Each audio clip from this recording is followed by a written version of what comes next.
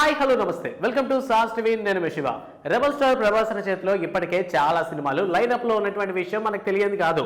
So ప్రస్తుతం వచ్చిన ప్రతి సినిమా మీద జనాలకు అటువంటి ఎక్స్పెక్టేషన్స్ ఉన్నాయంటే కాదు. ఇందులోనూ కొన్ని మూవీస్ మీద మనకి ఎక్స్పెక్టేషన్స్ డౌన్ గా ఉన్నాయి. ఇందులో ముందుగా మారుతి డైరెక్షన్ లో రాబోతున్నటువంటి ది రాజాసాబ్. స్టార్టింగ్ టైంలో చూసుకున్నట్లయితే ప్రభాస్ లుక్స్ కానీ అవి ఇవి చూసి మేబీ ఈ సినిమా అంత ఆడకపోవచ్చేమో అనుకున్నారు, బికాజ్ ఆఫ్ మారుతికి ఉన్నటువంటి బ్యాక్గ్రౌండ్ వల్ల. ఎందుకంటే ఒక ఎంటర్టైన్మెంట్ పర్పస్ లోనే ఉంటాడు, కానీ పాన్ ఇండియా లెవెల్లో తీసినటువంటి సత్తా మారుతికి లేదు అని చెప్పి చాలా మంది నమ్మటం వల్లే. బట్ ఈ మధ్యనే మూవీ నుంచి వచ్చినటువంటి లుక్స్ చూసిన తర్వాత జనాలందరూ కూడా వెర్రెక్కిపోయారనమాట. సో మారుతి కూడా ఏదో మ్యాజిక్ చేయబోతున్నాడు అన్నటువంటి ఫీల్ నిజంగా జనాల్లో క్రియేట్ చేశారు. సో అందువల్ల రాజాసాబ్ సినిమా మీద కూడా జనాలకి ఎక్స్పెక్టేషన్ స్టార్ట్ అయ్యాయి.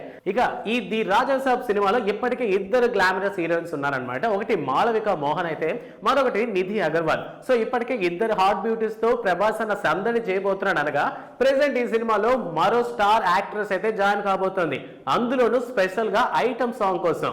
సో ఇప్పటికే మామూలుగా ప్రభాస్ అన్న సినిమాలో ఐటమ్ సాంగ్ అంటే కాస్త ఎక్స్పెక్టేషన్స్ విపరీతంగానే ఉంటాయి, ఆ కటౌట్ తగ్గట్టు ఉండాలి కదా అని.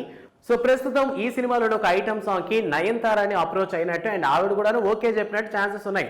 బట్ యాక్చువల్ గా చూసుకున్నట్లయితే ప్రీవియస్ గానే ప్రభాస్ తోను అండ్ అలానే మారుతోనూ వర్క్ చేస్తున్నారు అనమాట నయనతార. ఇక ప్రభాస్ తో చూసుకున్నట్లయితే 17 years బ్యాక్ 2007లో వచ్చినటువంటి యోగి సినిమాలో నయనతార కాంబినేషన్ ఉంది. సో మళ్ళీ ఈ సినిమాలో మళ్ళీ ఆ కాంబో పడిపోతుంది. ఇక సెకండ్ గా చూసుకున్నట్లయితే మూవీ యొక్క డైరెక్టర్ అయినటువంటి మారుతి నయనతార ఆల్రెడీ వెంకటేష్ సినిమా అయినటువంటి బాపు బంగారం సినిమాలో వాళ్ళు కలిసి వర్క్ చేస్తున్నారు.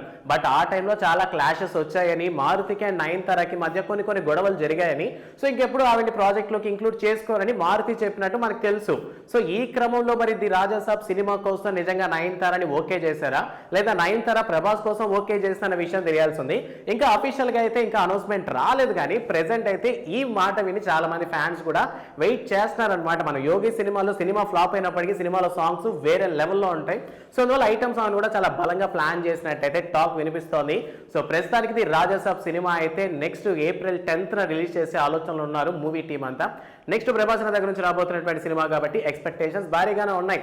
మరి ఈ ఐటమ్ సాంగ్ కి నయనతారని ఎంచుకోవడం పట్ల మీ ఒపీనియన్ ఏంటన్న విషయాన్ని కామెంట్ సెక్షన్ లో మెన్షన్ చేయండి. అండ్ మరిన్ని మూవీ అప్డేట్స్ కోసం సాస్ టీవీని సబ్స్క్రైబ్ చేసుకోండి. Thanks for watching.